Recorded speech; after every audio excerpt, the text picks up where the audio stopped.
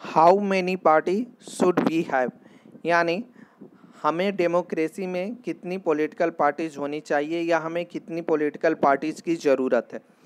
अगर डेमोक्रेसी की हम बात करते हैं तो डेमोक्रेसी की कल्पना बिना हम पॉलिटिकल पार्टीज़ के कर नहीं कर सकते हैं। It means we can not imagine democracy without political parties.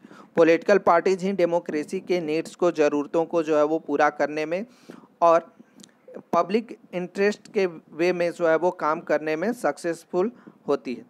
अगर हम अपनी ही कंट्री की बात करें तो हमारे कंट्रीज़ में जो है वो पिछले इलेक्शंस के दौरान तकरीबन जो है वो 750 पॉलिटिकल पार्टीज जो है वो पार्टिसिपेट किए थे। इससे आपको पता चल रहा होगा कि पॉलिटिकल पार्टीज़ की लिमिटेशंस नहीं है कि कितनी पॉलिटिकल पार्टीज़ होनी चाहिए। दूसरी तरफ अगर हम दुनिया के दूसरे कंट्रीज़ को देखें तो जैसे कि चाइना की हम बात करें तो चाइना में वन पार्टी सिस्टम है, यानी nationalist communist party of China जो है वो बस इकलौती पॉलिटिकल पार्टीज़ है जो वहाँ पे रूल करती है। कुछ कंट्रीज़ की हम बात करें तो कुछ कंट्री जैसे कि अमेरिका, ब्रिटेन जैसी कंट्रीज़ में जो है वो दो पॉलिटिकल पार्टीज़ हैं और उन्हीं के बीच जो है वो गवर्नमेंट का ट्रांसफ़र होते रहता है। कभी एक पार्टी जाती है तो दूसरी पार्टी अपोजिशन का रोल प्ले करती है। जब दूसरी पार्टी जो है वो रूलिंग में आती है तो फर्स्ट पार्टी जो है वो अपोजिशंस का रोल प्ले करती है।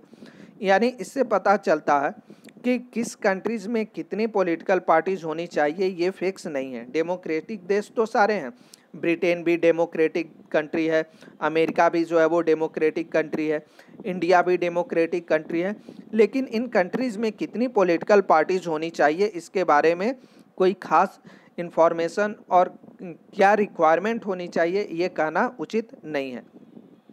हालांकि अगर हम दूसरे वे में देखें तो इंडिया में बहुत सारी पॉलिटिकल पार्टीज़ हैं, लेकिन इन 750 पॉलिटिकल पार्टीज़ में से अगर हम बात करें तो वेल नोन, वेल पॉपुलर या दो ही पॉलिटिकल पार्टीज़ हैं जिनमें सत्ता का जो है वो ट्रांसफ़र होता है, गवर्नमेंट का ट्रांसफ़र होता है।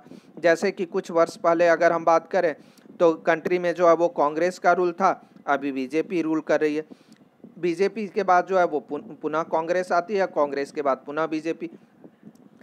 तो इससे यह पता चलता है कि भले ही कंट्रीज़ में जो है वो बहुत सारी पॉलिटिकल पार्टीज़ हैं, सभी पॉलिटिकल पार्टीज़ चुनाव जो है वो पार्टिसिपेट करती हैं, लेकिन यह नहीं हो पाता है कि कोई एक पॉलिटिकल पार्टीज़ जो है वो हमेशा सत्ता में रहे या बहुत सारी पॉलिटिकल पार्टीज़ जो है वो उलटफेर करती रहें। मेजर कंट्री में भी जहाँ पर बहुत सारी संख्या में पॉलिटिकल पार्टीज़ हैं वहाँ पर भी जो है वो ये गवर्नमेंट का ट्रांसफ़र मोस्टली दो ही पॉलिटिकल पार्टीज़ के बीच में होता है, चाहे वो अमेरिका हो, ब्रिटेन हो या इंडिया जैसी कंट्री में। तो इससे साफ पता चलता है कि कितनी पॉलिटिकल पार्टीज़ होनी चाहिए इसका कोई लिमिटेशंस नहीं है और ये सही क्वेश्चंस भी नहीं है। सही क्वेश्चन इसलिए नहीं है क्योंकि जहाँ दो पॉलिटिकल पार्टीज़ है वहाँ पर भी बेहतर काम किया जा रहा है, जहाँ एक पॉलिटिकल पार्टीज़ है वहाँ पर भी कुछ मायनों में बेहतर गवर्नमेंट फंक्शन कर रही है, और जहां हमारे कंट्रीज़ में बहुत सारी पॉलिटिकल पार्टीज़ हैं यहाँ पर भी जो है वो गवर्नमेंट बेहतर तरीके से चल रही है।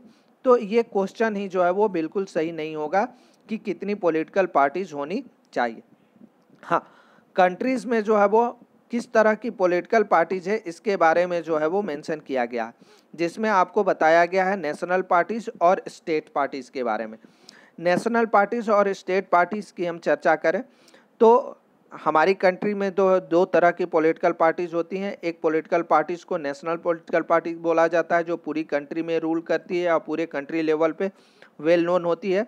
दूसरा जो होता है स्टेट पार्टीज होता है जो रीजनल लेवल पे, क्षेत्रीय लेवल पे काम करता है।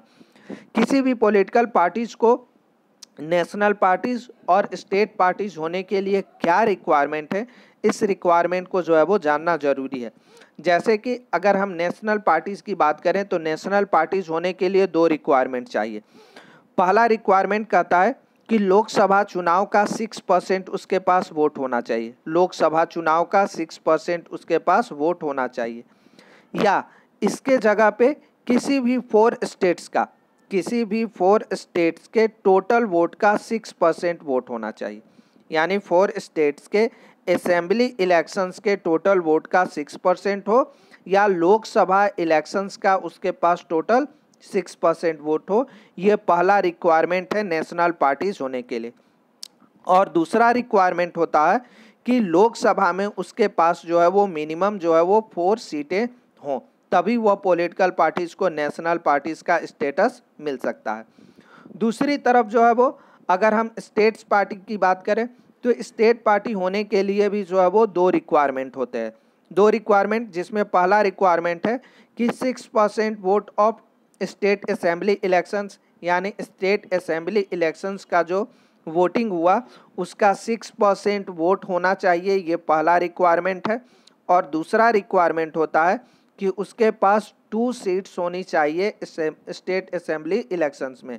यानी अगर हम वोट परसेंटेज की बात करें तो नेशनल और स्टेट पार्टीज के दोनों वोट परसेंटेज सिमिलर हैं, सीट्स में जो है वो डिफरेंसेस हैं। लेकिन ध्यान रखने वाली बात यह है कि यह जो रिक्वायरमेंट है स्टेट्स पार्टी का है, और जबकि इसके पहले जो बताया गया वो नेशनल पार्टीज का रिक्वायरमेंट है।